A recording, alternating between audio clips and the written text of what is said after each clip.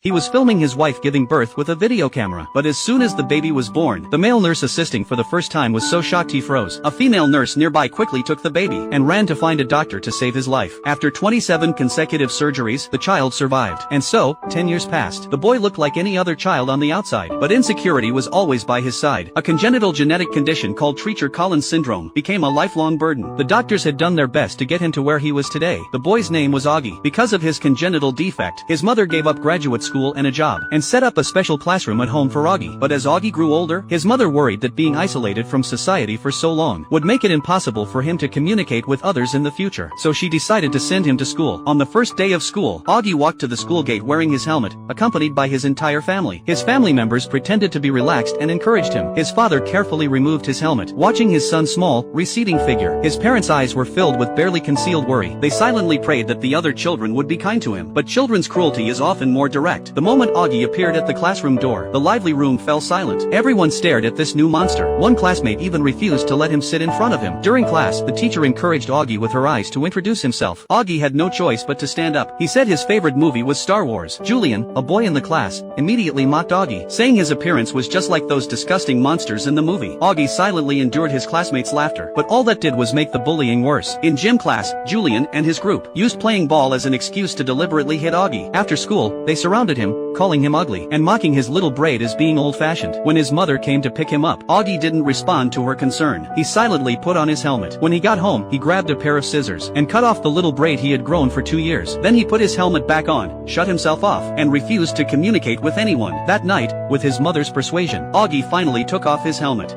Why do I have to be so ugly? You are not ugly, Augie. You just have to say that because you're my mom.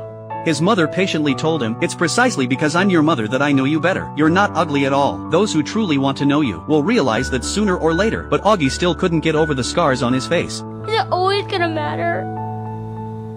I don't know. His mother said she couldn't predict the future, but she knew that everyone in the world has marks on their face. When you had your first surgery, I got wrinkles around my eyes. When you had your last surgery, I got wrinkles on my forehead. The map of the soul guides the direction of life, but the map of the face records the path we have walked. That's the story time has left on your face. How could that be ugly? Her mother's guidance gave Augie the strength to face his classmates again. In science class that day, the teacher announced a pop quiz. The classroom erupted in groans. Only Augie finished the paper quickly. Seeing that his deskmate, Jack, couldn't write a single answer, Augie quietly moved his paper to the corner of the desk, so Jack could copy his answers. At lunch, Jack expressed his gratitude to Augie, and voluntarily sat with Augie. He was the first person in the entire school to do so. Jack told Augie that he had intentionally copied a few answers wrong, so the teacher wouldn't notice. Seeing that Jack was struggling with chemistry, Augie invited Jack to study at his house. Jack was very grateful, and so, Augie had his first real friend. He had never been so happy. After school, Augie brought Jack home. Seeing that Augie had made a friend, his mother was so moved she choked up, and so, the house became livelier. Augie and Jack grew close, becoming best friends who told each other everything. Because of Augie's physical defects, his mother poured all her energy into her son, often neglecting his daughter, Via. Ever since Augie was born, he had become the son of the family. His father, mother, and she herself became the planets revolving around that son. Via loved her brother, and had grown accustomed to this dynamic. She never bothered her parents with her own problems, but being well-behaved didn't mean she didn't need love. Whenever her parents neglected her and made her feel down, she would go to the beach to remember her grandmother, who had loved her the most. Only her grandmother was willing to give her more love. That day, Via stayed at the beach until very late before coming home. When she learned that Via had gone to the beach where she had last talked with her grandmother, her mother was a little surprised. She immediately realized that she had been neglecting her daughter too much. To cheer Via up, her mother decided to spend Halloween with her the next day. Via was overjoyed. She hadn't spent time alone with her mother in so long, but on Halloween, something happened with Augie again. That morning, he excitedly went to the classroom wearing a ghost mask to find Jack, but he heard Jack talking to Julian, saying bad things about him. If I look like him, I think I'd kill myself.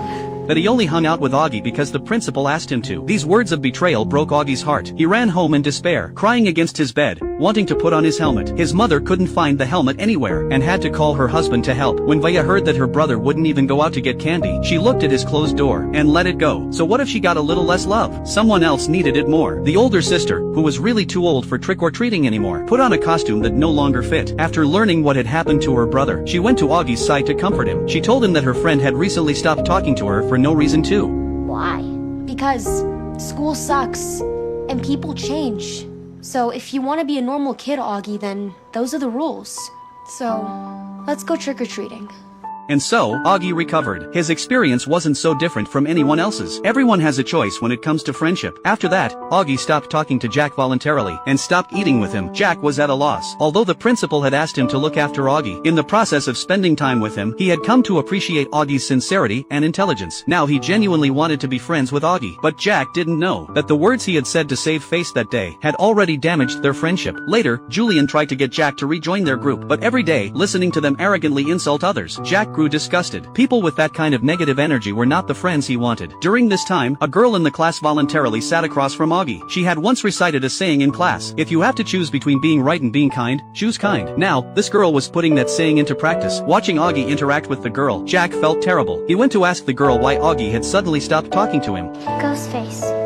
Jack suddenly realized that the person wearing the ghost mask on Halloween had been Augie, and the hurtful words he had said out of vanity must have made Augie very sad. Jack felt guilty. When it was time to form groups for science class, he voluntarily turned down Julian's invitation, and asked to be in the same group as Augie. After class, Julian confronted Jack, asking why he wanted to play with that freak. Without a word, Jack threw a punch at him, even if it meant risking expulsion. For Augie, and to defend their friendship, Jack was willing to do it. When the teacher pulled them apart, Jack was overcome with sadness, and cried into the teacher's arms. He was afraid of being punished, but even more afraid of losing Augie as a friend. Augie saw all of this. Later, Jack sincerely apologized to Augie through a game character, and salvaged their friendship. They also worked together on their science project, and received praise from their classmates. The teacher specially awarded them a medal. Julian, who had been upstaged, was extremely jealous. One day, Julian handed Augie a note before class. On it was drawn a monster. Clearly, this was an insult and a provocation. After class, the other students were gathered around Augie's locker. Seeing him coming, they quickly dispersed. Augie saw a class photo taped to the locker door. He had been edited out of it, and next to it was written "Freaks don't come in." A passing teacher saw the scene, but Augie didn't tattle. He just shook his head and walked away. The teacher then noticed a student hiding in the corner. He was one of Julian's group. The teacher asked him what was going on. The boy nodded shamefacedly and confessed everything, and so, Julian's bullying was exposed throughout the school. The principal called in his parents, but Julian's mother acted superior, not thinking her son had done anything wrong at all. So the principal showed them what was written on the back of the class photo, and displayed, one by one, the notes Julian had used to bully Augie. Some had cruel words, some had ugly faces. Julian had put them in Augie's desk, his locker, and his chair. School bullying is one of the worst behaviors. According to school rules, Julian was to be suspended for 2 days, but his mother argued that it was because Augie was so ugly, and her son had nightmares every night. Besides, they had donated a lot of money to the school. The school should expel Augie instead. His father also threatened the principal, saying he had many friends on the school board. The principal smiled and said he had even more friends. So what would you have us do?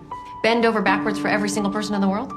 The principal said Augie couldn't change his appearance, but we could change the way we look at him. In the end, Julian's parents chose to transfer him to another school. They didn't care whether their son liked the school or not. Before leaving, Julian turned around and said sorry to the principal. Perhaps from this moment on, Julian learned to see things from a different perspective. That day, the school organized a camp activity. Augie and Jack snuck off to explore the forest, and encountered a group of middle schoolers. When they saw Augie, they immediately started calling him all sorts of vicious names, and even tried to touch his face. Jack stepped in to stop them, but was pushed to the ground and hit his head. Augie quickly stood in front of Jack, raising his fist to protect his friend. He didn't back down even when the middle schoolers threatened him, but they used their height advantage to push him down anyway. Luckily, their classmates showed up just in time. These were the same kids who had followed Julian and bullied Augie before, but now they were willing to stand up and fight the middle schoolers to protect Augie. With their numbers, they beat the 2 middle schoolers to the ground, and then escaped the forest. When the danger was over, they exchanged smiles. The lead classmate greeted Augie voluntarily, and said the way he had stood up for his friend was cool. Augie fist bumped him, and suddenly burst into tears. He felt, for the first time, what it was like to truly fit in, and it was wonderful. He walked to the lake, and his classmates came to his side. Their company was the greatest comfort and support. Before the graduation ceremony, his father finally admitted that he was the one who had hidden Augie's astronaut helmet in his study. He hoped his son wouldn't be angry. You were wearing it all the time. I never got to see you anymore. I know you don't always like it, but I love it. It's my son's face. I want to see it. His father offered to get the helmet back, but Augie refused, because now, he no longer needed a helmet to hide behind. At the graduation ceremony, Augie quietly thanked his mother for deciding to send him to school. Although he had faced many difficulties and setbacks, he was truly happy now. At the end of each semester, the principal, by tradition, awarded a medal to the most outstanding graduate, to encourage those who had helped others. But this year was special. He gave the award to Augie. Because of his kindness and perseverance, he had subtly changed many people, prompting them to develop in the right direction. Amid everyone's cheers, Augie strode to the stage, enjoying the recognition of everyone there. Those who love you will love you no matter what. Those who hate you, no matter how much you try to please them, will still hate you. Being your truest self is actually a way of filtering out those who are willing to accept and approach you.